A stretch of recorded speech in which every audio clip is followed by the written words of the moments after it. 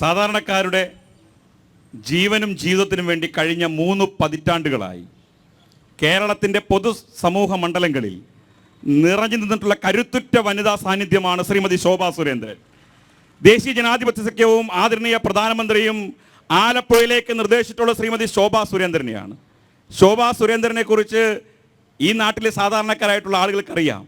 ശോഭാ സുരേന്ദ്രൻ ഇതിനു മുമ്പ് മത്സരിച്ച സ്ഥലങ്ങളിലെല്ലാം മിന്നുന്ന പ്രകടനം കാഴ്ചവെച്ചുകൊണ്ട് ഇടത് മുന്നണിയും വലത് മുന്നണിയും അമ്പരിപ്പിച്ചുകൊണ്ട് വലിയ മുന്നേറ്റം നടത്തിയ സ്ഥാനാർത്ഥിയാണ്.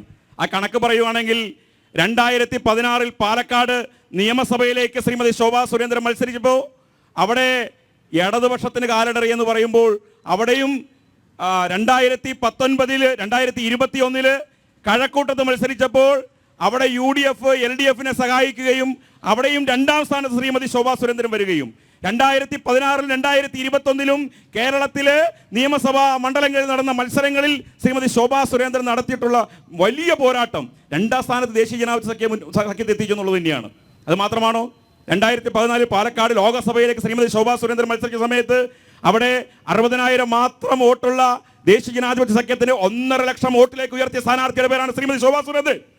2019 നമുക്കറിയാം, ഏവരും ഉറ്റുനോക്കിയ ഒരു മത്സരമായിരുന്നു ആറ്റിങ്ങലിൽ 3 ഇരട്ടി വോട്ടിന്റെ വർധനവ് നേടിയ സ്ഥാനാർത്ഥിയുടെ പേരാണ് ശ്രീമതി ശോഭാ സുരേന്ദ്രൻ. ഞാൻ പറഞ്ഞു വരുന്നത്, ശ്രീമതി ശോഭാ സുരേന്ദ്രൻ ആലപ്പുഴയുടെ മണ്ണിൽ വിജയിക്കുക തന്നെ ചെയ്യും എന്നുള്ള കാര്യത്തിൽ ഒരു തർക്കവും വേണ്ട. അതിന് പറയാൻ കാര്യം ഇവിടെ ഇവർ തന്നെ പറഞ്ഞു തുടങ്ങിയിട്ടുണ്ട്. ആലപ്പുഴയെ വ്യവസായത്തിന്റെ ശവപ്പറമ്പ് ആക്കി എന്ന് പറയും. ആരാക്കിയത്? ആലപ്പുഴയെ വ്യവസായത്തിന്റെ ശവപ്പറമ്പാക്കിയതിന് CPM കോൺഗ്രസിന് തുല്യ ഉത്തരവാദിത്വമല്ലേ? ആരായിരുന്നു ഇവിടെ ഭരിച്ചുകൊണ്ടിരുന്നത്? CPM കോൺഗ്രസും മാറി മാറി ഭരിച്ച മുന്നണി രാഷ്ട്രീയമല്ലേ ഇവിടെ നമ്മൾ കണ്ടുകൊണ്ടിരുന്നത്? KC വേണുഗോപാൽ ആണെങ്കിലും ശ്രീമാൻ ആരിഫ് ആണെങ്കിലും അവർ MP ആയിരുന്നു, അവർ MLA ആയിരുന്നു. ശ്രീമാൻ KC വേണുഗോപാൽ മന്ത്രിയായിരുന്നു. എന്ത് പുരോഗമനം, എന്ത് വികസനമാണ് ആലപ്പുഴയ്ക്ക് ഉണ്ടാക്കിയതെന്ന് ഞങ്ങൾ വെല്ലുവിളിച്ച് 2 പ്രതിനിധികൾ ചോദിക്കുകയാണ്. ഒരു മുന്നേറ്റം ഉണ്ടാക്കിയിട്ടില്ലെന്നുള്ള യാഥാർത്ഥ്യമാണ്. DYFയുടെ പ്രതിനിധി വാചാലനായി നരേന്ദ്രമോദിജി രാജ്യത്തെമ്പാടും നടത്തുന്ന വികസനം ആലപ്പുഴയ്ക്കും തന്നിട്ടുണ്ട്. അതിന്റെ കണക്ക് പറയുകയാണ് ഇവിടെ കുത്തിയിരുന്നത്. അതിന്റെ ഉളുപ്പുണ്ടോന്ന് ഞാൻ ചോദിക്കുന്നത്. അയാൾ പറഞ്ഞ് അവസാനിപ്പിക്കേണ്ട ഒരു കാര്യം ഉണ്ടായിരുന്നു, ഹൈമാസ് ലൈറ്റിന്റെയും വെയിറ്റ് ഷെഡിന്റെ കാര്യം. അത് മാത്രമാണ് ആരിഫ് ചെയ്തിട്ടുള്ളത്. ഹൈമാസ് ലൈറ്റ് ഇടാനും വെയിറ്റ് ഷെഡ് പണിയാനും മാത്രമാണ് MP എന്ന നിലയിൽ ആരിഫ് ആലപ്പുഴയിൽ ചെയ്തിട്ടുള്ളത് എനിക്ക് മനസ്സിലാക്കാൻ സാധിച്ചിട്ടുള്ളത്. നരേന്ദ്രമോദി ചെയ്ത വികസനത്തെക്കുറിച്ച് എന്തിനാണ് ഇവിടെ പറയുന്നത്? നരേന്ദ്രമോദിജി ഇൻഫ്രാസ്ട്രക്ചർ ഡെവലപ്മെന്റുമായി രാജ്യത്തെ എല്ലായിടത്തും നടത്തിയിട്ടുള്ള വികസനമുണ്ട്. അതിന്റെ ഭാഗമായിട്ട് മുംബൈയിലെ പനവേലി തുടങ്ങുന്ന ദേശീയപാത ആലപ്പുഴയുടെ കടന്നുപോയി അങ്ങ് കന്യാകുമാരി അവസാനിക്കുമ്പോൾ ഈ കേരളത്തിലേക്ക് 1 ലക്ഷം കോടി രൂപയുടെ ദേശീയപാത വികസനമാണ് മോദി കൊടുത്തിട്ടുള്ളത്. അത് മാത്രമാണോ?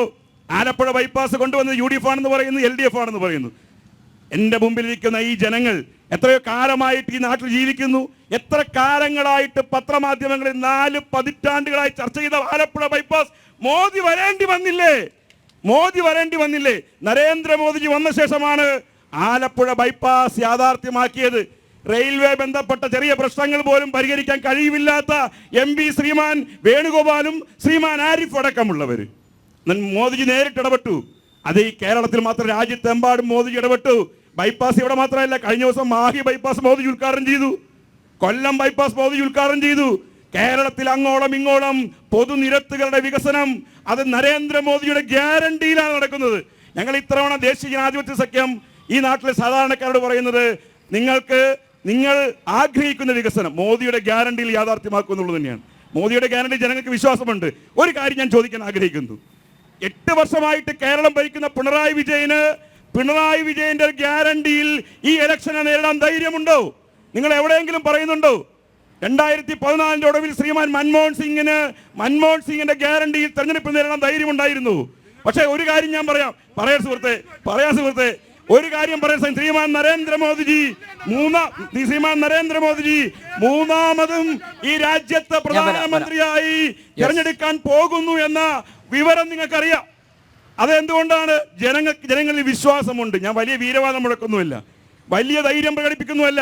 ജനങ്ങൾക്കിടയിൽ പ്രവർത്തിച്ച പ്രധാനമന്ത്രി നേടിയിട്ടുള്ള വിശ്വാസം 2014 നിന്ന് 19 എത്തിയപ്പോൾ അദ്ദേഹം ഉയർത്തിയ മുദ്രാവാക്യം, BJPയുടെ പ്രത്യയശാസ്ത്രപരമായ നിലപാട്, സബ്കാ സാത്ത് സബ്കാ വികാസ് സബ്കാ പ്രയാസ് സബ്കാ വിശ്വാസ്. എല്ലാവർക്കും ഒപ്പം എല്ലാവരുടെയും വികസനം. അതാണ് മോദിജി ഉയർത്തിയത്. അതിന് ജനങ്ങൾ നൽകിയിട്ടുള്ള അംഗീകാരമാണ് 2019 തുടർച്ച. കഴിഞ്ഞ ദിവസം നടന്നിട്ടുള്ള എല്ലാ ദേശീയ സർവേകളും നിങ്ങളെല്ലാവരും മനസ്സിലാക്കിയെന്ന് ഞാൻ വിചാരിക്കുന്നു. 400-ലധികം സീറ്റുകൾ നേടി വീണ്ടും ദേശീയ ജനാധിപത്യ സഖ്യം രാജ്യത്ത് അധികാരത്തിലെത്താൻ പോകുന്നു പറയുമ്പോൾ എത്രയാ കോൺഗ്രസിന്റെ സീറ്റുകളുടെ എണ്ണം? കോൺഗ്രസ് ഉണ്ടോ രാജ്യത്ത്? CPM ഉണ്ടോ രാജ്യത്ത്? ഇടതുപക്ഷ ജനാധിപത്യ മുന്നണി ഉണ്ടോ ഈ രാജ്യത്ത്? ഇല്ല. ഇവർ തന്നെ പറഞ്ഞു കേരളത്തിൽ മാത്രമേ ഉള്ളൂ. രണ്ടു കൂട്ടരും കേരളത്തിൽ മാത്രമാണ്. CPM-ന്റെ കോൺഗ്രസിന്റെ പ്രധാനമന്ത്രി സ്ഥാനാർത്ഥിയായിട്ടുള്ള ശ്രീമാൻ രാഹുൽ ഗാന്ധി കേരളത്തിൽ മത്സരിക്കുമ്പോൾ ഇനി ഇവിടുത്തെ പ്രബുദ്ധരായിട്ടുള്ള നാട്ടുകാരെ പറ്റിക്കാൻ പറ്റത്തില്ല. 2019 ചിലർ വിശ്വസിച്ചു രാഹുൽ ഗാന്ധി പ്രധാനമന്ത്രിയാകുമെന്ന്. അതുകൊണ്ടല്ലേ 19 സീറ്റ് UDF തന്നത്. ഇത്തവണ അതും പറഞ്ഞുകൊണ്ട് ഒരു വീട്ടിലും നിങ്ങൾ പോകണ്ട. കാരണം ആലപ്പുഴ ജില്ലയിലെ 15 ലക്ഷം വരുന്ന ഗുണഭോക്താക്കൾ നരേന്ദ്രമോദിയുടെ പദ്ധതിയുടെ ഗുണഭോക്താക്കളാണ്. ആ വീടുകളിൽ കൃത്യമായി നിലപാട് അവർ സ്വീകരിക്കും. അവരെ ശ്രീമതി ശോഭാ സുരേന്ദ്രൻ നോട്ട് ചെയ്യും. അതാണ് ദേശീയ ജനാധിപത്യ സഖ്യത്തിന് ഞങ്ങൾക്ക് പറയാനുള്ളത്.